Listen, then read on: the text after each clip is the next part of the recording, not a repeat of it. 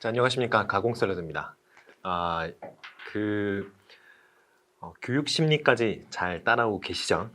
오늘은 교육 심리랑 좀 밀접한 관련이 있는, 그리고 이제 부적응 쪽으로 가면 좀 교육사회학이랑도 약간 관련이 있는 영역인 생활지도와 상담을 하겠습니다. 일단 생활지도와 상담 부분이 중요한 부분이냐 아니냐라는 그 의문이 좀 들 수가 있는데, 일단은 말씀드리고 싶은 거는 현실적으로는 좀 중요합니다. 현실적으로는 좀 중요해요. 그게 이유가 이게 최근에 이제 몇 년 동안에 이제 최근 한 몇 년 동안 그 좀 심각한 어떤 학교 폭력 사건들이 여러 가지가 있었죠. 그래서 생활지도와 상담 부분이 현실적으로는 좀 중요해요. 중요한데 이제 문제가 뭐냐면 예전에는 그 상담 선생님들을 따로 뽑지 않았었죠. 근데 지금은 뽑잖아요. 그렇기 때문에 일단은 그 임용고시 교육학의 어떤 그 전반적인 그 틀에서 본다면은 그 생활지도와 상담이 그 중요한 파트들은 상담 선생님들 전공 시험에서 좀 나올 확률이 높고, 생활지도와 상담이 임용고시 교육학 그 1교시에 보는 모든 과목의 선생님들이 보시잖아요. 교과 선생님들, 비교과 선생님들 다 보시는데, 그 교육학 영역에서 굉장히 큰 비중을 갖고 출제되기는 약간은 좀 어렵지 않겠느냐, 이렇게 생각을 하고 있습니다. 하지만 그 여러분들이 아무리 그 생활지도 상담 선생님들을 뽑는다고 하더라도, 선발한다고 하더라도 상담 선생님들의 수가 현실적으로 좀 많이 적죠. 그렇기 때문에 이제 여러분들도 기본적인 생활지도와 상담 그 파트에 대한 이론을 좀 알고 계셔야 되고, 또 물론 그것을 현실적으로 그 현장에서 어떻게 적용하는지에 대해서도 기본적인 지식 정도는 갖고 있는 것이 좀 바람직하죠. 그러한 차원에서 본다면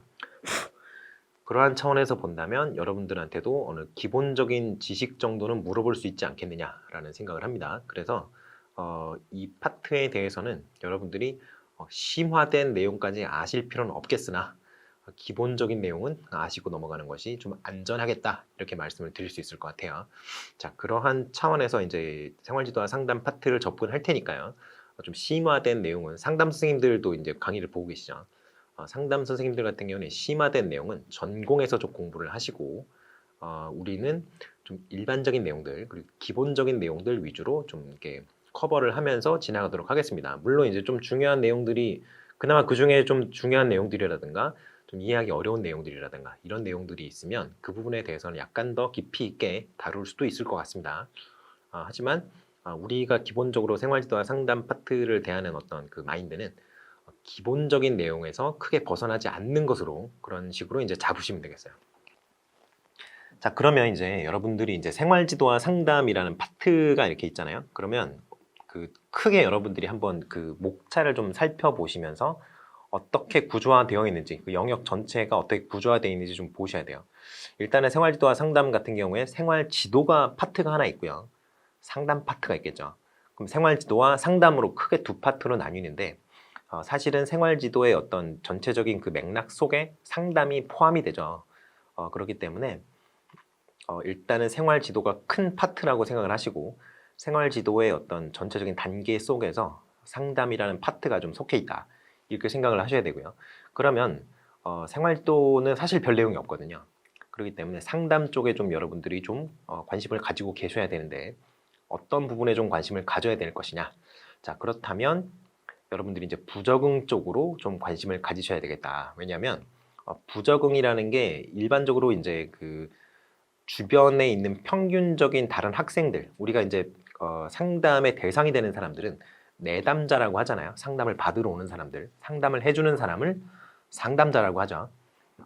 그렇기 때문에 어떤 문제가 있는 사람들이 상담을 받으러 오는 그런 그 시츄에이션이기 때문에 여러분들이 그 문제가 있는 사람들이 경험하고 있는 그런 여러 가지 문제들을 뭉뚱그려서 부적응이라고 얘기를 한다면, 그 부적응이 상담 파트에서 좀 핵심 내용이 되겠어요. 그 부적응을 어떻게 해소할 것이냐, 이거에 좀 상담에 초점이 맞춰지겠죠. 그리고 또 하나가 있습니다. 생활지도와 상담, 이 일반적으로 이제 문제가 일어나는 그런 문제 소지가 있는 영역에 대한 어떤 해소를 목적으로 하는 그런 영역이라고 한다면 그거 외에 이제 직업교육이라는 게 있겠죠. 그래서 직업지도 상담 이런 용어로 얘기를 하는 그런 부분이 있는데 그 부분은 일반적인 생활지도와 상담과는 조금 다른 영역으로 그렇게 받아들이셔야 되고요. 그리고 또 하나 있어요. 뭘까요? 인성교육이에요. 근데 인성교육 같은 경우에는 우리가 어디서 다뤘을까요? 인성교육 같은 경우는 우리가 맨 처음에 이제 교육의 기초 영역에서 다룬 적이 있습니다. 그래서 인성교육 파트는 거기로 다시 가셔서 살펴보시면 될 것 같아요. 자, 그렇게 크게 이제 틀을 한번 잡아봤고요. 이제 좀 시작을 해보도록 하겠습니다. 자, 그러면 생활지도의 기초부터 보시겠어요? 이제 화면을 보시면 내용이 나오죠. 그리고 이게 이제 약간 녹색, 좀 짙은 녹색의 이제 화면으로 바뀌었죠.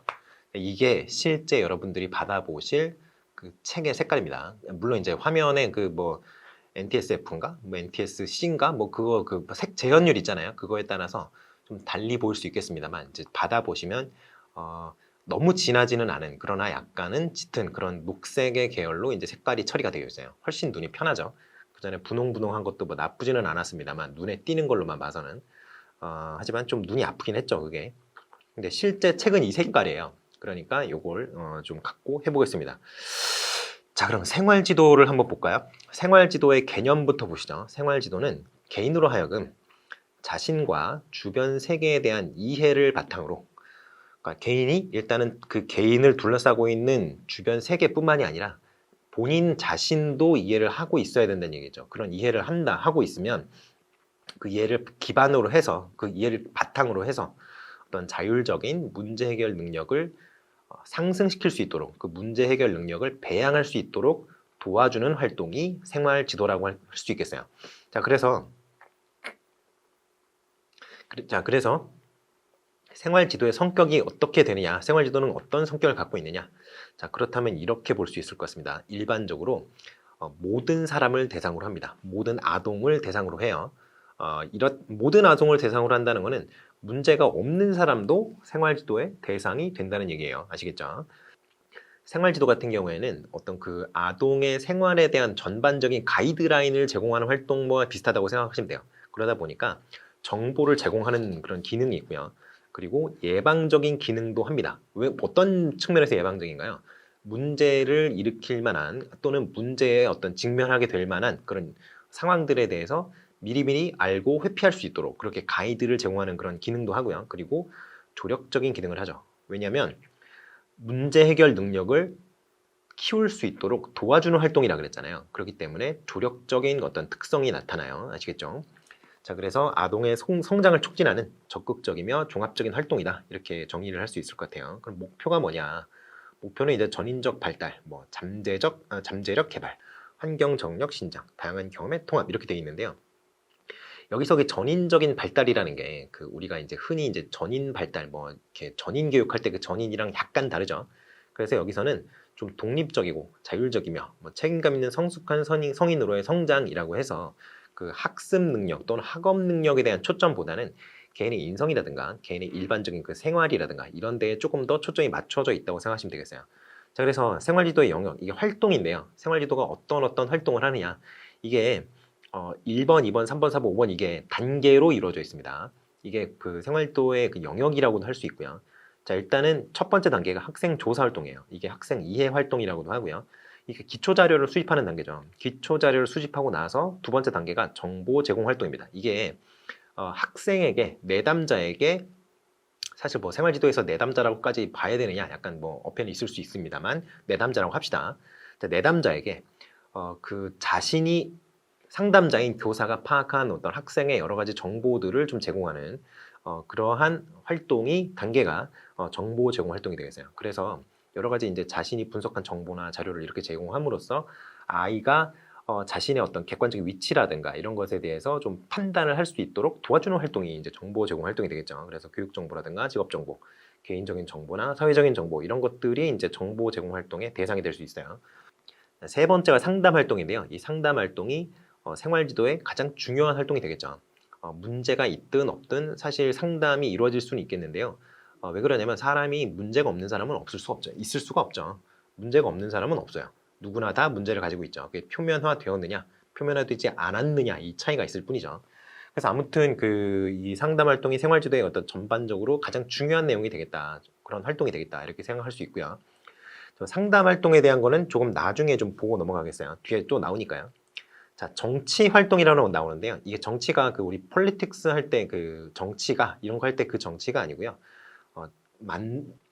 적절한 위치에 배치시킨다라는 뜻의 정치예요. 아시겠죠?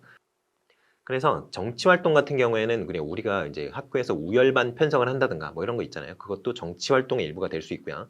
그리고 어떤 흥미라든가 개인의 어떤 좀 잘하는 부분이 있잖아요. 어떤 수월성이 나타나는 부분이 무엇인지 파악해서 그쪽으로 진로 지도를 해주는 것도 정치 활동의 일부입니다. 아시겠죠? 그렇게 좀 생각하시면 될 것 같아요. 교육적 정치 활동과 직업적 정치 활동으로 나눈다. 이렇게 얘기를 했던 게 바로 방금 전에 드렸던 그 두 가지 예시라고 할 수 있겠어요. 추수 활동 같은 경우는 전반적으로 이제 다 끝난 다음에 그다음에 뭐 애프터 서비스를 해주는 애프터 케어를 해주는 그런 단계가 되겠습니다. 위탁 활동은 이제까지 나왔던 5단계랑은 좀 다른데요. 왜 그러냐면 이거는 이제 상담 선생님이나 학교의 담임 선생님들이 여러 가지 생활 지도를 해주는데 본인이 할 수 없는 영역까지도 이제 필요한 경우가 있어요. 상담이나 어떤 생활 지도가. 그런 경우에는 그런 것들을 전문적으로 하는 기관이라든가 아니면 전문가에게 위탁해서 이렇게 생활 지도를 할 수 있는 방법이 있겠어요. 자, 그리고 여기 보시면 생활 지도의 영역을 이렇게 3가지로 나누기도 한다고 되어 있죠. 상담 활동, 자문 활동, 그리고 조정 활동 이렇게 되어 있습니다. 상담 활동, 자문 활동, 조정 활동 이렇게 3가지로 나누기도 하는데요. 일단은 여러분들은 5단계 그리고 5단계 플러스 1의 형태로 5 플러스 1의 형태였죠. 이게 아니고 5 플러스 1의 형태였죠. 방금 전에 위탁 활동 이게 1번이 되고 그래서 요걸로 알아두시고요. 3가지로 나온다면 상담, 자문, 조정 이거구나 이렇게 생각하시면 되겠습니다. 자, 그 다음에 상담 보시죠. 아까 우리가 생활지도의 3번째 단계가 상담이었죠. 그 상담이 이 상담입니다. 아시겠죠? 자, 그래서 상담을 한번 정의를 해볼게요. 보시면 여러 가지 학자들의 얘기가 이렇게 쭉 실려 있어요. 이것들은 그냥 쭉 읽어만 보시고요. 우린 이렇게 보시면 됩니다. 전문적 훈련을 받은 상담자가 상담을 해주는 사람이라 그랬죠. 그리고 어려움을 겪는 내담자 사이에 내담자가 상담을 받으러 오는 사람이었어요. 여기서는 학생이 되겠죠. 구조화된 수용적 관계를 형성한다 그랬어요. 구조화된 수용적 관계를 형성을 하고 그 관계가 형성이 되었다면 내담자의 자발적 문제 해결 능력이나 적응 능력 등 어떤 긍정적 특성이 발현하도록 조력한다 이렇게 얘기를 할 수 있어요. 이러한 행위가 바로 상담 활동이다 이렇게 얘기할 수 있어요. 자, 그래서 이게 뭐 좀 어려운가라고 생각할 수 있는데 이게 좀 어렵나 이렇게 생각할 수 있는데요. 자, 구조화가요. 이게 상담의 구조화라 그래서 조금 이따가 다룰 겁니다. 자, 수용적 관계라는 건 뭐냐면요. 우리가 이게 바로 로저스의 자기 이론 있죠. 로저스의 자기 이론. 거기서 나오는 무조건적 긍정적 수용 있죠. 상대방의 어떤 외부로 들어가는 상대방의 말이라든가 상대방의 행동이라든가 일단은 긍정을 하고 그거 어떤 긍정을 바탕으로 해서 여러 가지 문제가 있으면 그것에 대해서 해결책을 찾는 이런 식으로 이제 이루어진다고 그랬잖아요. 근데 그것이 바로 여기서 얘기하는 수용입니다. 수용적 관계. 상대방을 그냥 상대방 인격체 자체로서 받아들이는 그 과정을 수용적 관계라고 할 수 있겠어요. 자, 그렇게 해서 이제 여기까지 보시면 될 것 같고요. 상담의 목표를 보시겠습니다. 상담의 목표는 상담이 이렇게 큰 어떤 범주가 있을 수 있고요. 좁은 범주가 있을 수 있어요. 일단은 이제 좁은 목표부터 보시죠. 좁은 어떤 상담의 목표 같은 경우에는 문제 해결에 좀 초점을 맞춰요. 쉽게 말해서 문제가 있는 사람이 상담을 받으러 올 테니 그 문제를 해결하는 게 기본적인 상담의 방향 아니겠느냐라고 하는 게 이 소극적 목표입니다. 그래서 사전적 차단이라든가 뭐 문제의 해결 또는 경감 뭐 이런 거 있죠. 문제 해결 뭐 이렇게 나오겠죠. 그래서 이거는 좀 치료적인 성격, 어떤 문제 해결적 성격이 좀 더 강한 어떤 측면의 상담 목표고요. 좀 적극적 목표, 이게 브로드한 건데요. 좀 넓은 목표라고 보시면 되겠어요. 이거는 이런 것들을 통해서 궁극적으로 어디까지 갈 것이냐라고 이제 하는 그런 내용이 여기 적극적 목표 또는 이제 좀 광의의 상담이라고 할 수 있겠는데요. 이게 뭐냐면 잠재력을 발현시켜서 긍정적 삶을 살도록 조력하는 것에 초점을 맞추는 그런 목표가 상담의 어떤 넓은 목표가 되겠어요. 그러니까 이렇게 되는 거죠. 뭐 긍정적 자아 개념이라든가 성격이라든가 정서의 함양이라든가 긍정적 행동의 촉진이라든가 뭐 이런 거 있죠. 학교, 직업, 배우자 선택, 그리고 잠재력 발휘, 긍정적 가치 발현의 조력 뭐 이런 것들이 있는데 쉽게 말해서 적극적 목표라고 한다면 좀 넓은 범위이기 때문에 아무래도 약간 더 뜬구름 잡는 얘기 같이 이제 좀 들릴 수가 있다라고 생각하시면 될 것 같고요. 좀 포커스를 실제 문제의 해결에 좀 더 초점을 맞추고 있다라고 한다면 그거는 이제 좀 그 소극적 목표 또는 그 협의의 상담이 되겠어요. 그렇게 보시면 될 것 같아요. 자, 그러면 상담 같은 경우에는 우리 이제 좀 적극적 목표 말고 소극적 목표에 좀 더 초점을 맞춰 봅시다. 일단은 뭐 궁극적으로 뭐 어떻게 다 좋은데 뭐 자기 실현 뭐 다 좋은데 일단은 문제 해결이 급선무 아니에요? 그렇잖아요. 문제가 있으니까 상담을 받아놨는데 거기다 대고 뭐 너는 자기 실현을 해야 돼. 뭐 어떻게 너의 긍정적 특성이 발현되도록 도와줄게. 이런 식으로 얘기한다면 이게 뭔 개소리냐 이렇게 생각할 수 있잖아요. 내 남자가. 그러니까 일단은 문제 해결에 조금 더 초점을 맞춰 봅시다. 그래서 내담자의 변화를 촉진하는 요인으로 변화가 촉진이 되어야 될 거 아니에요. 왜냐하면 문제 상황에 계속 머물러 있으면 변화가 없는 거겠죠. 그런데 변화를 해서 그 문제 상황이라든가 어떤 문제가 나타나는 어떤 특성이라든가 여러 가지 그 구조적인 어떤 문제 이런 것들이 있잖아요. 그 어떤 인지에 어떤 구조적인 문제가 있다든가 여러 가지 문제가 있을 텐데 그 구조를 좀 바꿀 수 있는 거, 그러니까 한마디로 변화를 촉진하는 거, 이게 좀 중요한 어떤 상담의 어떤 포커스가 되겠죠. 그래서 내담자의 변화를 촉진하는 요인이 무엇이 있는지 좀 살펴보면 될 것 같아요. 자, 일단 자신에 대해서 확인을 해야 돼요. 일단은 뭐 쭉쭉 나와 있는데 뭐 자기가 자신의 경험 세계에 발붙일 수 있는 심리적 대지이다 이런 식으로 좀 비유적으로 나와 있는데요. 이게 무슨 소리냐면 자기가 어떤 상태인지 내 특성이 무엇인지 나는 어떤 사람이고 내가 어떤 특성을 갖고 있고 나의 지금 현재 상황이 어떻고 이런 것들에 대해서 좀 객관적으로 타인의 시선을 통해서 그걸 바라보지 않는 이상 변화를 모색하기가 쉽지가 않아요. 어떤 개인이 그 타인의 도움 없이 어떤 그 벗어나야 되는 상황에 대한 파악이라든가 자신이 갖고 있는 어떤 문제라든가 이런 거를 파악하기 쉽지 않단 말이에요. 왜냐하면 사람이 생각하는 방향이라는 게 타성이 있어요. 그렇기 때문에 여러분들 이제 공부하시다가 뭐 그런 거 많이 겪으시죠. 내일부터 어떻게 해야지. 하지만 일어나서는 어떻게 하죠? 똑같이 하죠. 똑같습니다. 이게 어떻게 해야지라고 마음을 먹는다고 하더라도 그것만 해도 긍정적인 측면이 없지 않은데요. 사실은 그렇게 마음을 먹는다고 해도 실제로 변화하기가 쉽지 않고요. 그리고 그러한 어떤 변화에 대한 어떤 필요성 자체를 느끼지 못하는 경우도 굉장히 많죠. 그렇기 때문에 여러 가지 이제 그 상담자가 내담자에 대해서 좀 확인을 도와줘야 되는 그런 좀 필요성이 있어요. 자, 진정성의 확보인데요. 일단 내담자 자신이 현상학적 경험 세계를 자각하고 그대로 받아들이는 것. 이게 뭐 좀 어렵게 쓰여져 있는데 진정성의 확보라는 게 뭐냐면 그냥 겉으로만 하지 말고 진짜 그렇게 어떤 받아들여야 된다는 거예요. 그거를 이제 진정성의 확보라고 생각하시면 되겠습니다. 패턴의 자각과 수정. 패턴이라는 게 일단은 습관이라고 생각하시면 돼요. 뭐 패턴이랑 습관이랑 비슷하죠. 계속 반복되는 거잖아요. 그렇기 때문에 이제 내가 어떤 잘못된 습관을 갖고 있느냐에 대해서 파악을 하는 게 좀 중요하다는 거죠. 그리고 다양한 지식과 기술의 습득. 이거는 이제 문제를 해결하기 위해서 여러 가지 수단이 사용이 되는데요. 그 수단을 연습하고 있을 때는 해결이 되는데 그 어떤 연습을 좀 멈추고 다시 원래대로 원복이 되는 사람들이 굉장히 많죠. 그렇기 때문에 좀 기술의 습득이나 이런 것들이 이제 기본적으로 좀 되어야 된다 이런 거죠. 실존적 선택과 책임의 수용, 이게 뭐 실존주의의 어떤 영향을 받았기 때문에 상담이라는 게 그런 측면이 없지는 않기 때문에 일단은 본인이 선택을 해서 행동을 하게 되잖아요. 그러면 그 행위의 결과로 나타난 어떤 그 행위의 어떤 행위로 인해서 나타난 결과에 대해서는 본인이 책임을 질 수 있는 그런 어떤 각오가 되어 있어야겠죠. 그렇기 때문에 실존적 선택과 책임의 수용 이런 것도 좀 중요하다고 할 수 있겠어요. 자, 상담은 뭐 아까도 얘기했지만 문제 있는 개인 또는 부적응자를 대상으로 한다 이렇게 생각할 수 있겠어요. 그리고 변화, 문제 해결, 치료적 성격이라고 했는데 이게 바로 우리가 이제 상담의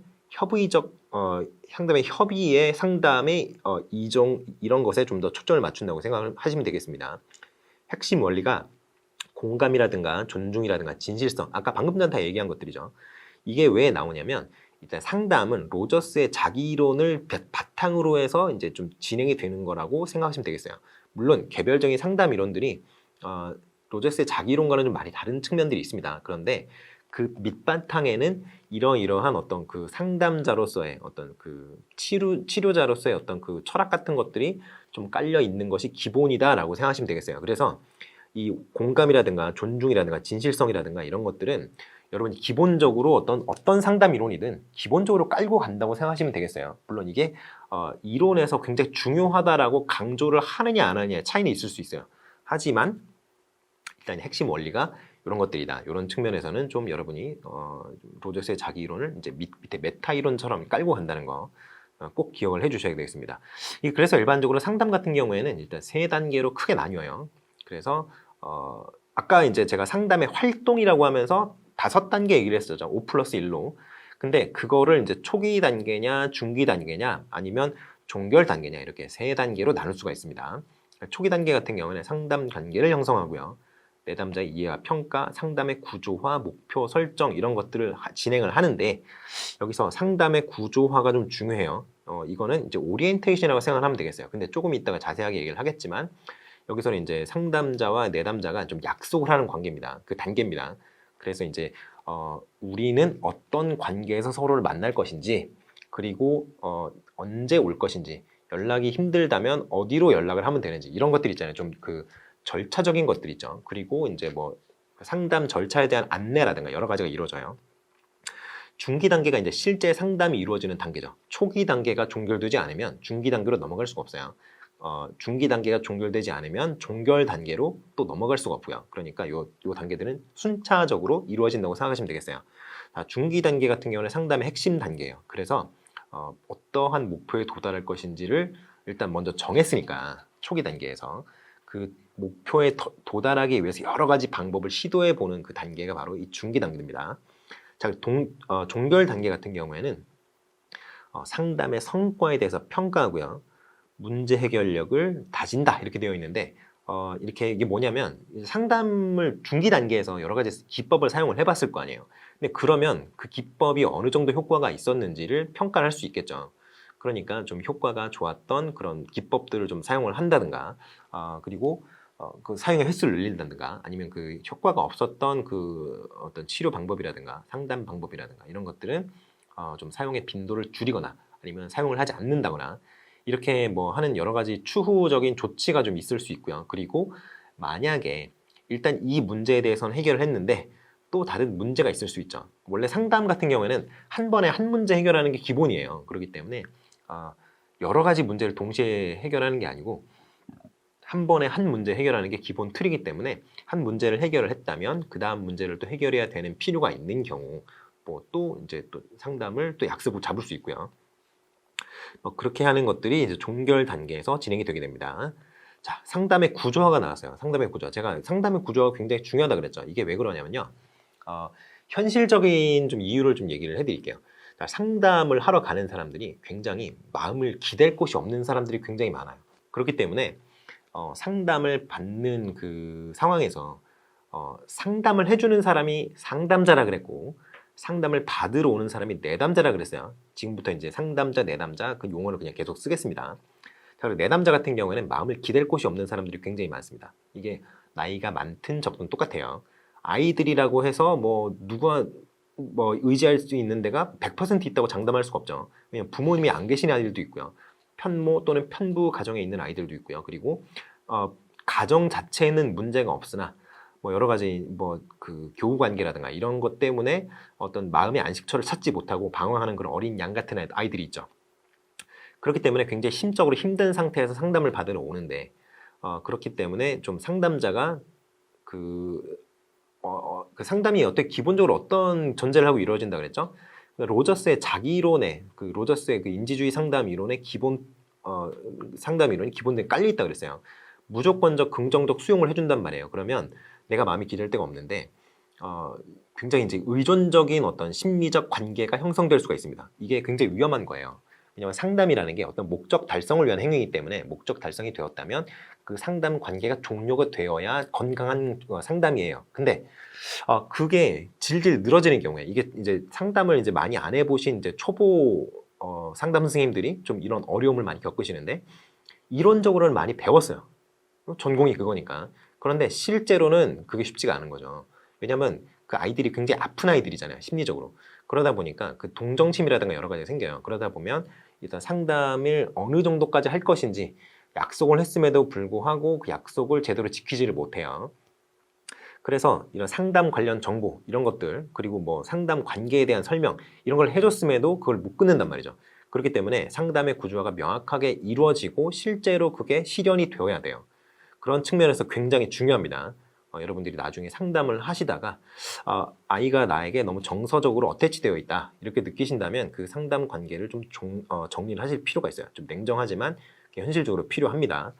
자, 아무튼 그래요. 그래서 상담 일시라든가 빈도라든가 횟수, 장소, 상담 시간 변경 시 연락 방법 등을 좀 정하는 게 관련된 그 상담과 관련된 정보를 이제 나누는 과정이고요. 관계 설명이 필요합니다.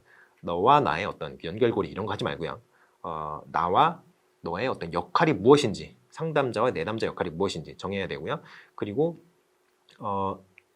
어디까지가 이제 한계인지를 명확하게 인지를 시켜 주셔야 돼요. 그리고 비밀 보장 원칙이 좀 중요합니다. 비밀 보장 원칙이 중요한데요. 아이가 무슨 얘기를 했던 일단은 비밀 보장을 해주셔야 되는 게 맞는데 예외가 있어요. 예외가 있습니다. 일단은 법정에 요청이 있을 때 아이가 어떤 그 폭력 사건에 휘말려서 가해자든 피해자든 똑같아요. 그래서 이제 법정에 요구가 있을 때는 비밀을 유지하실 수가 없습니다. 유지하시면 안 돼요. 아시겠죠? 법정에서 요구하시는 대로 법정에 나가서 뭐 증인으로 뭐 하신다든가 뭐 여러 가지 아무튼 뭐 여러 가지 방법들이 있겠지만 거짓말 하시면 안 돼요. 그리고 두 번째가 학생 그러니까 내담자죠. 내담자가 어떤 피해를 본 거, 그러니까 학대를 받은 어떤 정황을 포착을 했다면 이거는 또 여러 가지 후속 조치가 필요합니다. 그렇기 때문에 그 아이가 이제 그 정서적인 학대라든가 신체적인 학대라든가 이런 거 받았다면은 굉장히 오래 남죠. 평생 그 치유되지가 않는 경우도 굉장히 많습니다. 그렇기 때문에 이런 경우에는 비밀 보장 원칙에서 좀 예외사항이라고 할 수 있어요. 세 번째가 이 내담자가 누구를 때린다거나 누구를 가해한다거나 이러한 의도가 있는 것을 알아차렸을 때는 여러분이 반드시 경찰에 신고를 하셔야 됩니다. 아시겠죠? 그래서 이거는 학교에 대해 얘기하는 게 아니고요. 경찰에 얘기하시는 게 빨라요. 그리고 경찰에 얘기하시는 게 절차적으로 맞다고 봅니다. 아무튼 이런 경우에는 어디다 신고를 해야 된다 이렇게까지 너무 나가시지 마시고요.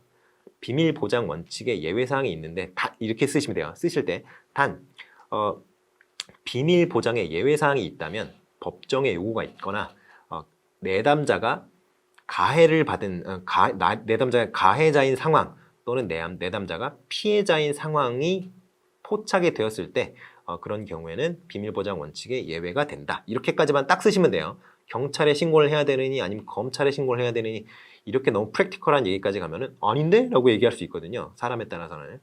그렇기 때문에 그런 건 좀 위험하니까 이 정도까지만 쓰시면 될 것 같아요. 아시겠죠? 자, 일단 상담 기법을 좀 보시겠습니다. 이게 적극적 경청, 반영 명료화 이런 것들이 다 로저스의 자기론과 관련된 것들이에요. 로저스의 그 인본주의 상담, 그 비지적 상담에서 나오는 기법들인데 일반적으로 여러 가지 상담에서 다 이런 것들을 사용을 하고 있어요. 기본적으로 사용하는 것들이죠. 경청 뭐 있고요, 반영 있고요. 이게 뭐냐면 반영 같은 게 뭐냐면 그 추임새 해주는 거야. 추임새. 아 그랬어요? 뭐 이런 식으로. 아 그랬니? 아 그래서 걔랑 그런 문제가 있었던 거야. 이렇게 좀 똑같은 말 해주는 게 아니라 내담자가 한 말을 상담자가 받아가지고 약간 다른 말로 바꿔가지고 반복을 해주는 거죠. 반영이라는 게 있고요. 명료화라는 게 있어요. 명료화가 뭐냐면 이 아이들이기 때문에 표현이 좀 불명료할 경우가 많습니다. 그래서 이런 상황인지 저런 상황인지 좀 뭉뚱그려서 막 얘기할 수 있단 말이죠. 그러니까 그런 것들을 좀 명확하게 의미를 해줄 필요가 있습니다. 직면 뭐 이런 것 뭐 불일치나 모순에 도전하는 이렇게 되어 있는데요. 얘기를 하다 보면 지한테 유리한 얘기만 하는 경우가 있죠. 자, 직면인데요. 직면이 뭐 별게 아니에요. 그 아이들이 내담자로 온 아이들이 지한테 유리한 말만 하죠. 보통.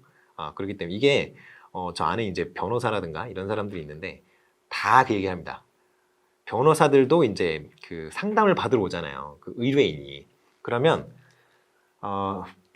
자기한테 유리한 얘기만 한대요. 자기한테 유리한 얘기만 하고 막상 법정에 가보면 나한테 얘기 안 하고 쏙 빼놓은 내용들이 나와가지고 굉장히 짜증이 난다 그러더라고요.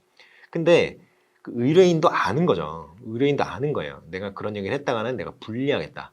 근데 걔 진짜 바보 같은 게 뭐냐면은 여러분이 뭔가 잘못을 해서 변호사와 이제 상담을 해야 되는 그런 상황이 있다고 해봅시다. 뭐 그러면 안 되겠지만 그러면 내가 무슨 일을 했는지를 낱낱이 얘기를 해 주셔야 변호사가 법적으로 어떻게 방어를 할 것인지 이거에 대해서 고민을 하게 돼요. 근데 변호사가 전혀 모르고 있던 얘기를 법정에 가서 들어요. 상대편 변호사나 이런 사람들한테 뭐 여러분이 심각한 뭐 형법에 저촉되는 그런 범죄 행위를 하셨다면 뭐 그러지는 않으시겠습니다만 우스갯소리로 그러셨다면 상대 검사가 하는 얘기를 듣죠. 그러면 황당하죠. 처음 들었으니까. 그러니까 그런 얘기 안 하셨잖아요. 라가 되는 거예요. 그 법정이 이제 종료가 된 이후에 그날 법정이 종료가 된 이후에 그런 얘기 안 하셨잖아요. 그러니까 안 해도 될 줄 알았죠. 제가 불리할 것 같아서 얘기 안 했어요. 이런 멍청한 짓을 하지 말라는 거죠. 다 얘기하시고 어떻게 좀 이렇게 나에게 좀 유리하도록 그걸 포장할 것이냐를 고민을 하셔야지. 그럼 얘기 안 한다고 사실이 없어집니까? 아니죠. 그러니까 이런 것들 이게 누구나 다 똑같으니까 애들도 똑같아요. 그래서 말을 하는 걸 딱 들어보면은 이게 말이 안 되는 소리를 하고 있다는 걸 딱 감이 오거든요. 그러니까 이런 불일치나 모순을 지적해서 뻘소리 하지 말고 빨리 다 털어놔라 이렇게 하는 게 바로 직면이라고 하실 수 있겠습니다. 뭐 해석이나 재진술 이거 쭉쭉 읽어보시면 되고요. 그리고 이제 질문이 있는데요. 질문이 바람직한 질문의 형태가 좀 알아두셔야 돼요. 사실 이게 왜 질문이 중요하냐 그러면 사람의 뇌가 이런 식으로 이제 프로그램이 짜여 있어요. 여러분이 이제 이렇게 코가 있고 입이 이렇게 있는 사람이라고 해봅시다. 그러면은 여러분이 이렇게 눈이 이렇게 있잖아요. 그러면 여기 뇌가 이렇게 있죠. 밖에서 퀘스천이 들어와요. 그러면 여러분이 의도적으로 그 나에게 질문한 사람이 짜증나는 사람이라거나 아니면 의도적으로 뭐 무시하고 싶어서 그 반응을 보이지 않는 이상 질문을 받으면 사람이 대답을 하게 돼 있어요. 그렇잖아요. 제가 여러분한테 무슨 질문을 했다고 해봅시다. 그럼 여러분이 무시할 수도 있겠죠. 제가 싫으면. 그런데 일반적으로 그냥 크게 서로 이제 사이가 나쁘지 않다거나 뭐 그렇게 뭐 혐오와 호와 이런 관계가 없다거나 이러면 제가 질문을 하면 여러분은 답하게 돼 있어요. 왜냐하면 사람이 그렇게 생겨 먹었기 때문에 그래요. 그렇기 때문에 이렇게 질문을 자꾸 해서 내담자의 상태를 파악하는 게 굉장히 중요해요. 그래서 질문을 하는 게 굉장히 중요한데 질문이 중요하고 뭐 많이 사용을 해야 되는 거라고 해서 아무렇게나 질문을 하면 안 되겠죠. 그렇기 때문에 바람직한 형태가 좀 있습니다. 자, 어떤 게 바람직하냐면요. 앞에 거 전자의 형태가 바람직하다. 그래서 개방형 질문 예 아니오로 끝나는 거 말고요. 생각을 해서 답할 수 있는 거. 이게 왜 중요하냐면 이런 거 있죠. 불일치나 모순에 도전하기 위해서 이런 것들이 필요할 수도 있어요. 그리고 이제 어떤 상황이라든가 자신에 대한 어떤 판단이라든가 이런 것들이 어떻게 이루어지고 있는지 그 상담자의 어떤 의식 구조라든가 인지 구조 같은 것들을 파악하기 위해서라도 필요하죠. 간접 질문과 직접 질문. 이것도 간접 질문이 좀 좋은 이유가 뭐냐면 직접 물어보면 좀 기분 나빠하는 경우가 있죠. 그러니까 얘기를 돌려서 좀 얘기하는 게 좋겠죠. 그리고 어떻게 또는 무엇으로 시작하는 게 좋고요. 이게 how고요. 이게 why라고 생각하시면 돼요. 자, 이 why 같은 경우에는 약간 사이언스의 느낌이에요. 어떤 그 과학적인 느낌이라고 한다면 how는 테크놀로지의 느낌이죠. 그렇기 때문에 이론적인 어떤 근본적인 질문은 whe가 맞을 수 있어요. 근데 여러분들 아시겠지만 여러분들이 남자친구나 여자친구 아니면 친구랑 얘기하고 있다가 내가 뭐 어떻게 했어? 왜? 라는 질문을 들으면 어때요? 기분 나쁠 수 있죠. 내가 했다는데 네가 왜 나한테 뭐해 이렇게 얘기하느냐 이렇게 할 수 있잖아요. 그렇기 때문에 왜라는 질문으로 시작하는 것보다 어떻게 또는 무엇 이런 식으로 좀 기분 나쁘지 않게 상담의 기본은 내담자의 어떤 기분을 상하지 않게 하는 게 중요해요. 왜냐하면 내담자가 기분이 상하면 마음을 열진 않거든요. 그렇기 때문에 어떻게 또는 무엇으로 시작하는 게 좋습니다. 단일 질문, 복합 질문 당연하죠. 단일 질문으로 하는 게 훨씬 유리하죠. 왜 그러냐면 한 번에 정보를 하나씩만 처리할 수 있잖아요, 사람이. 그렇기 때문에 어떤 하나의 어떤 개념이라든가 사건이라든가 의미라든가 이런 것들에 좀 집중을 해서 한 번에 하나씩 1번, 뭐 2번, 그리고 3번 이런 식으로 한 번에 하나씩 질문하도록 하는 것이 훨씬 좋습니다. 자, 상담 과정 모델은요, 별로 중요한 게 아니라서요. 쭉 읽어보시고 넘어가시고요. 상담자와 내담자도 쭉 읽어보시고 넘어가면 되겠습니다. 다만 여기 제가 그 당구장 표시로 달아놓은 거 있죠. 이런 것들은 좀 중요할 수가 있어요. 그래서 이런 것들을 한번 그냥 시험에 나온다는 얘기가 아니라, 시험에 나오기 때문에 중요하다는 얘기가 아니라, 이런 것들이 이제 개념을 잡는데 조금 헷갈릴 수 있는 부분이라서 제가 여기 달아놓은 겁니다. 그래서 이런 것들은 좀 잘 읽어보시고 넘어가시면 될 것 같아요. 자, 그 다음에 부적응입니다. 부적응이 좀 중요하죠. 그래서 부적응을 좀 보겠어요. 자, 부적응이라는 게 기본적으로 적응을 못했기 때문에 부적응이라고 하죠. 부적응이라고 하는 이유가 적응을 못했기 때문이에요.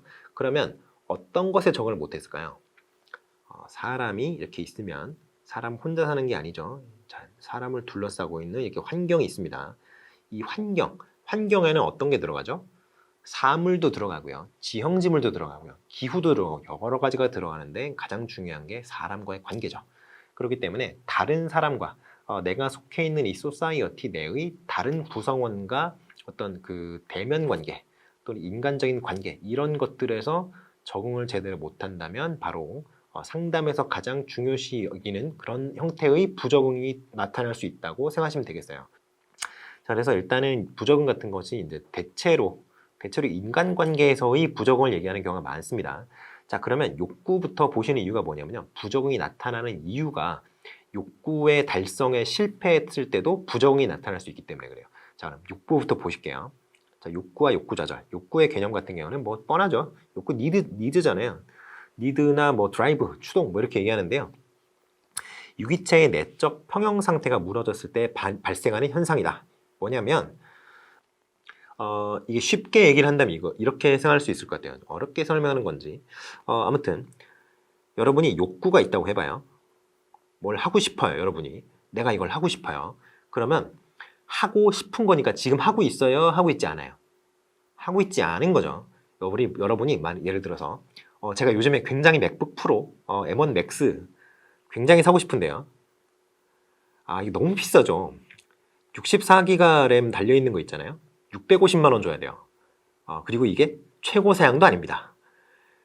컴퓨터 하나에 맥북 하나에 650만 원 낸다는 게 진짜 너무 비싸니까 굉장히 사고 싶은데 못 사고 있거든요. 이게 바로 욕구 상태입니다. 맥북 프로에 대한 욕구가 있는 거예요, 저는. 그런데 그런 상태니까 제가 지금 맥북 프로가 있어요, 없어요? 없죠. 그러니까 욕구를 달성하려면 내가 생각하고 있는 어떤 대상이라든가 어떤 상태라든가 이런 거를 내가 갖고 있거나 그런 어떤 상태에 도달해 있어야 욕구가 충족이 되는 건데 그게 없으니까 욕구가 생기는 거 아니에요? 그렇잖아요. 자, 그래서 욕구라는 거는 뭐냐면 내가 원하는 어떤 상태 또는 대상을 소유하거나 그 상태에 도달하지 못한 상태가 욕구가 존재하는 상황이 되는 거예요. 아시겠죠? 자, 그래서 충동이 발생했을 때 평형 상태로 돌아가고자 하는 반응. 자, 평형 상태가 뭐예요? 제가 맥북을 되게 사고 싶다고 말씀을 드렸죠. 근데 이렇게 또 엄청 사고 싶었는데 샀어요. 만약에 샀다고 해봅시다. 너무 좋죠. 너무 좋아요. 그럼 어떻게 되겠어요? 마음이 너무 편안해지죠. 그러니까 이게 바로 평형 상태라고 하는 겁니다. 아시겠죠? 자, 그래서 충동이 발생했을 때 평형 상태로 돌아가고자 하는 반응. 그 맥북을 가짐으로써 내 마음에 너무 평안함이 오는 상태. 그게 바로 평형 상태로 돌아가고자 하는 반응이 되겠습니다. 자, 그래서 욕구 또는 충동은 생득적이며 학습되지 않는 것이라고 했는데요. 당연하죠. 생득적이며 학습되지 않는 것. 왜냐하면 제가 어떤 대상이라든가 어떤 상태를 보고 저렇게 되고 싶다. 또는 저것을 갖고 싶다. 저것을 취하고 싶다라고 하는 욕구가 처음부터 그런 어떤 내가 바라는 상태라는 것을 인지할 수 있는 그런 능력이 없다면 그러면 제가 맥북 프로를 봐도 아무런 감흥이 생기지 않을 거 아니에요. 그렇잖아요. 그러니까 이 욕구 또는 충동이라는 게 생득적이라는 것은 그겁니다. 어떤 특정한 대상을 바라봤을 때 그 욕구가 생기는 그거를 학습을 하고 있다는 게 아니고요. 어떤 그 여러분이나 저나 어떤 대상이나 바람직한 상태를 봤을 때 그 대상을 획득을 하든가 아니면 그 상태가 되고 싶어하는 그 어떤 경향성이 그게 바로 생득적이라는 얘기예요. 한마디로 무엇인가를 바라고자 하는 어떤 경향성이 생득적이라는 겁니다. 그리고 학습되지 않는 것이라고 했어요. 이거 누가 가르쳐주는 거 아니잖아요. 그리고 모든 유기체의 공통적 특징이다라고 했습니다. 아무튼 뭐 이렇게 생각하시면 되겠어요. 자, 그래서 욕구의 특성 이게 우리가 교육 심리학 할 때 매슬로우 욕구 위계설 5단계 얘기를 했었죠. 결핍 욕구가 1단계에서 4단계라고 그랬어요. 그래서 생리적 욕구, 안전 욕구, 뭐 그리고 그 소속감 욕구, 그리고 뭐 존중 욕구 뭐 이런 거 있었죠. 사랑과 소속감 욕구 뭐 이런 거 있었죠. 이게 바로 결핍 욕구예요. 결핍 욕구 같은 경우에는 그 결핍된 부분이 충족이 되면 더 이상 그것이 욕구가 나타나도록 만드는 그런 어떤 추동력을 잃어버린다고 했습니다. 그리고 메타 욕구가 뭐랬죠? 자기 완성 욕구 뭐 이런 거였죠. 그래서 결핍 욕구는 충족되면 사라진다 그랬어요. 메타 욕구는 어떻게 된다 그랬죠? 충족이 되면 더 커진다 그랬죠. 더 커진다 그랬어요. 그래서 쭉 보시면 동기가 감소되는 것이 아니라 더 많은 충족을 위해서 강해진다라고 했습니다. 자, 뭐 그래서 이렇게 결핍 욕구, 메타 욕구 이렇게 크게 그냥 두 가지로 그냥 보시면 돼요. 여러 가지 욕구의 분류가 굉장히 많은데 우리가 알아야 되는 부분은 한 요 정도라고 생각하시면 되겠습니다. 자, 욕구 좌절이라는 게 나왔어요. 이게 바로 이제 부적응의 원인이라고 할 수 있는 그 부분입니다. 욕구의 좌절이 나왔어요. 자, 제가 맥북 프로 엄청 사고 싶다 그랬어요. 진짜로 너무 사고 싶어가지고 계속 얘기를 하는데 맥북 프로를 너무 사고 싶은데 제가 주식에다가 돈 넣은 게 다 까먹었다고 해봅시다. 제가 주식에 넣은 돈이 다 잃었어요. 그러면 저금이 없는 상태잖아요. 그러면 지금 돈이 만약에 650만 원을 지불할 수 있는 여유가 있다고 하더라도 그걸 미래를 생각한다면 사람이라면 미래를 생각해야 되고 당연히 맥북 프로를 사는 걸 포기를 할 수밖에 없겠죠. 굉장히 큰 좌절감을 느낄 거예요, 저는.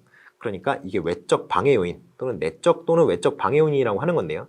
그래서 제가 굉장히 화가 났어요. 그래서 집에 들어가서 막 깡소주를 퍼먹어서 막 욕을 한다고 해봅시다. 왜 주식이 떨어져서 XX 막 이러면서 막 욕을 한다고 해보세요. 굉장히 상상이 갈 수 있는 장면이죠. 그래서 이게 바로 욕구 좌절이라고 하는 건데 욕구가 좌절되었을 때 유기체의 공격적 반응을 이끌어낼 수 있다는 거죠. 충분히 제가 막 그 주식이 폭락해가지고 휴지 조각이 됐을 때 막 욕을 할 수 있는 거 아닙니까? 집에 다른 사람한테 욕을 하진 않겠지만 집에 들어가서 막 혼자 막 그렇게 욕을 할 수 있겠죠. 그러니까 그렇게 공격적 반응을 이끌어낼 수 있다는 거예요. 자, 그래서 욕구 좌절 상태에서 느끼는 경험은 다 다른데요. 그래서 여기서 이제 얘기할 수 있는 것이 뭐냐면은 욕구가 좌절되었을 때 나타나는 그 어떤 여러 가지 반응이 주관적이고 그리고 상대적이다라고 할 수 있을 것 같습니다. 자, 그러면 학습이라는 측면에서 욕구 좌절이 어떻게 나타나느냐? 학습에서는 결국 욕구 좌절이라는 게 뭐냐면 내가 원하는 성적을 받지 못했을 때 학습에서의 욕구 좌절이 나타난다고 할 수 있겠죠. 그래서 교사나 부모에 대해서 공격적 반응을 나타낼 수 있다. 여러분들도 이게 많이 경험을 하셨을 거예요. 학창 시절에 그 주변에서 많이 보셨죠. 문제를 못 푼 학생 탓이죠. 왜냐하면 보통은 요즘에 이제 막 안 가르쳐 주는 데서 문제를 내면은 굉장히 문제가 많이 되기 때문에 일단은 가르쳐 준 데에서 문제를 최대한 내려고 하죠. 그렇기 때문에 문제 못 푼 거는 거의 이제 학생 탓이에요. 대부분 100%에 가깝다고 볼 수 있겠습니다. 그런데 자기가 공부 안 해서 못 풀어놓고는 문제를 그런 식으로 내냐 이런 식으로 화내는 애들 많이 보셨을 거예요. 이게 바로 교사 또는 부모에 대한 공격적 반응의 어떤 대표적인 예죠. 자, 그래서 만약에 이제 제시문에서 제가 지금 말한 것처럼 문제를 그런 식으로 내느냐 이런 식으로 얘기를 했는데 선생님이나 다른 아이들이 그거 다 배운 건데 가르친 건데 이런 식으로 얘기를 하고 있는 그런 장면이 제시가 되었다면 그 화를 내고 있는 그 아이가 지금 욕구 좌절을 느끼고 있는 그런 상태라고 이제 여러분이 진단하실 수가 있겠죠. 반복적인 학업 실패와 좌절, 이게 학습된 무력감을 형성할 수 있다 그랬습니다. 학습된 무력감, 요거는 학습된 무력감은 저번 시간에 배우셨죠? 그때 돌아가셔서 좀 복습을 하시면 될 것 같습니다. 근데 학습된 무력감을 탈출하기 위해서는 뭐가 필요하다 그랬죠? 성공 경험을 누적시킬 필요가 있다 그랬고요. 그리고 어떠한 것에 그 학습 결과를 무엇에 귀인하는 것이 좀 유리하다 그랬죠?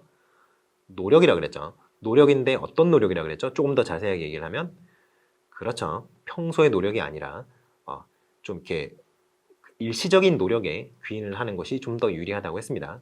자, 그렇게 좀 생각하시면 될 것 같고요. 그래서 이제 부적응 행동의 원인이 이렇게 있어요. 인지적인 원인도 있고요. 정의적인 원인도 있고요. 행동적인 원인도 있어요.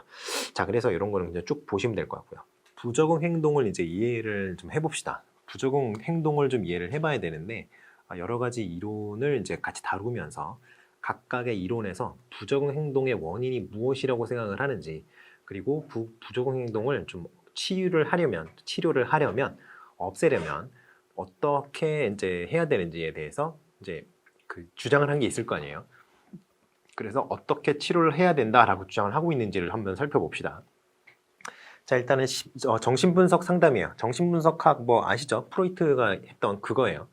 그래서 정신분석 상담 같은 경우에는 프로이트의 정신분석학을 기반으로 해서 나온 이론이에요. 자, 그래서 보시면 인간이 자아가 세 가지로 나뉘어져 있다고 봤잖아요. 프로이트 같은 경우에는. 그래서 원초와 이드죠. 그리고 자아에고, 그리고 초자, 슈퍼에고가 있다고 얘기를 했는데, 원초아가 그 본능적인 어떤 충동이에요. 본능적인 충동. 근데 본능적인 충동이 행동으로 드러나려고 하는 거, 자아로 드러나려고 하는 게 원초아의 어떤 작동 방식이에요. 그런데 초자라는 게 있어요. 초자는 바로 도덕 원리입니다. 도덕 원리. 그러니까 충동은 자기가 하고 싶은 대로 막 하고 싶어요. 그런데 도덕 원리, 우리가 이제 살아가면서 배웠던 여러 가지 지식들이 있잖아요. 내가 이렇게 하면 되느냐 안 되느냐. 예를 들어서 제가 여름에 너무너무 더워요. 여름 밤에. 그래서 뭐 그냥 다 옷을 다 벗어주고 뭐 거리를 막 뛰고 싶다고 해봐요. 그러면 그거는 충동이 많이 그런 사람이 있을 수 있잖아요. 그런데 우리가 이제 배웠던 것들은 나체로 거리를 뛰어다니면 되겠냐 안 되겠냐라는 판단을 했을 때 안 되지라고 하는 게 바로 이제 그 초자예요. 그게 바로 도덕 원리라는 거죠. 그래서 이 원초아와 초자는 항상 갈등을 일으켜요. 갈등을 일으키는데 그때 이제 갈등에 대한 중재를 바로 이 현실적인 원리 이런 것들이 이제 중재를 한다는 겁니다. 그래서 문제 행동의 원인이 무엇이라고 생각을 하냐면 무의식적인 갈등이라든가 불안정 상태 이런 것들이 문제 행동의 원인이 된다고 봐요. 이 정신분석 상담에서는. 그리고 특히 유아기에 경험한 어떤 정신적인 외상, 트라우마라고 하죠. 이제 좀 운동을 좀 하신 분들은 이제 트라우마 좀 많이 보셨을 거예요. 이제 미세파일이라고 해서 마이크로 트라우마 뭐 이런 것들이 있죠. 그래서 이제 그 초회복 뭐 이런 얘기 하시면서 이제 좀 보신 분들도 있겠지만, 그래서 아무튼 이 정신적 외상 이런 것들이 문제 행동의 원인이다 이렇게 얘기를 하시면 될 것 같아요. 자, 그래서 무의식적인 결정론 이런 것들을 먼저 쭉 보시면 되고요. 자, 그래서 어떤 식으로 이루어지느냐? 일단은 위협적이거나 고통스러운 경험을 먼저 합니다. 그러면 이것들이 무의식에 일단 저장이 된다고 봐요. 그런데 무의식에 저장이 되기 때문에 일단은 망각하고 있는 거죠. 무의식에 저장은 되어 있습니다만 망각을 하고 있는 상태인데 이것들이 유사한 상황이라든가 여러 가지 어떤 그 무의식에 저장되었던 어떤 억압된 기억들을 다시 끌어올리게 된다면 심리적인 증상이 나타나는 그 원인이 된다라고 하는 거예요. 그래서 무의식에 저장되어 있던 것들이 어떤 외부적인 충격이라든가 뭐 어떤 사건에 대한 목격이라든가 이런 걸 통해서 방어가 약화되면 심리적인 증상으로 나타난다라고 보는 게 바로 정신분석 상담의 어떤 기본 어떤 구조라고 보시면 되겠습니다. 기본 구조라기보다는요, 정신분석 상담에서 이야기하는 어떤 문제 행동의 원인이라고 생각하시면 되겠어요. 일단은 그래서 이걸 가만히 생각을 해보시면 이 상담의 본능이라는 걸 쭉 그냥 보시고요.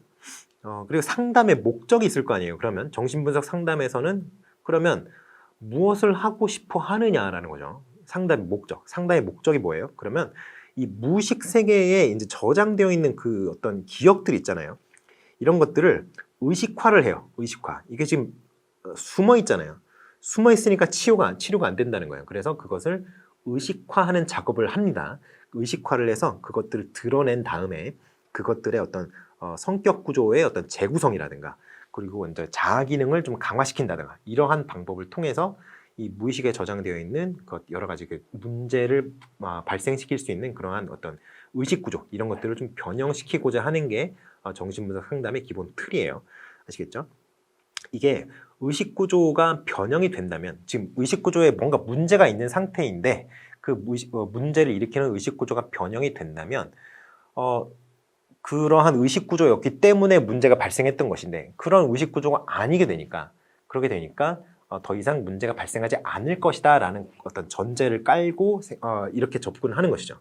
자, 그래서 이게 이제 압력 요인을 해제한다, 압력 요인을 해소한다 이렇게 얘기를 합니다. 이런 것들을. 자, 그래서 이제 방어 기제 이런 식으로 이제 얘기를 하는 게 뭐 투사라든가 합리화라든가 승화라든가 여러 가지가 있는데요. 그걸 조금 이따가 보시겠어요. 자, 상담 기법도 뭐 자유현상이라든가 꿈 해석이라든가 이런 것들이 있는데 꿈 해석이 꿈 분석이라든가 꿈 해석이 나중에 그 또 다른 데서 또 하는 게 있죠. 그 이제 게슈탈트 이론에서는 꿈 해석이라는 걸 하는데요. 꿈 해석이랑 꿈 분석이랑 같은 게 아닙니다. 자, 아무튼 뭐 해석이라든가 전이라든가 이런 기법들을 사용을 해서 이 상담을 진행하게 되죠. 자, 해석은 이제 무의식 세계를 어떤 표상하는 어떤 상징의 의미를 좀 분석하는 그러한 어떤 기법이라고 할 수 있겠고요.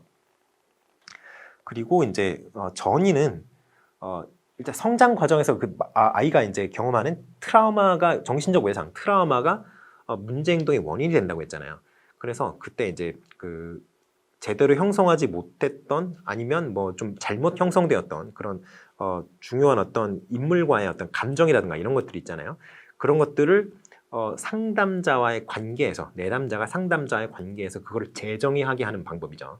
그렇게 해서 그 전이를 시켜서 그 어떤 그 필요로 했던 그런 어떤 그 관계 그런 것들을 전이를 시킴으로써 욕구를 충족시키고 해소하는 그런 방법이라고 하시면 되겠습니다. 자, 그래서 이제 일단은 제가 그 전에도 말씀드린 적이 있습니다만 프로이트의 정신분석학은 이미 그 현대 심리학에서는 상한 떡밥이라고 그랬죠. 인정하지 않습니다. 대부분의 어떤 파트를. 다만 조금 인정받는 부분이 있다면 이 방어기제예요. 방어기제만큼은 아직도 좀 일부가 좀 인정이 되고 있습니다. 그래서 방어기제를 쭉 보실 건데요. 방어기제가 굉장히 많아요. 잠시 쉬고 와서 본격적으로 이제 좀 들어가 보도록 하시죠. 잠시 쉬고 오겠습니다.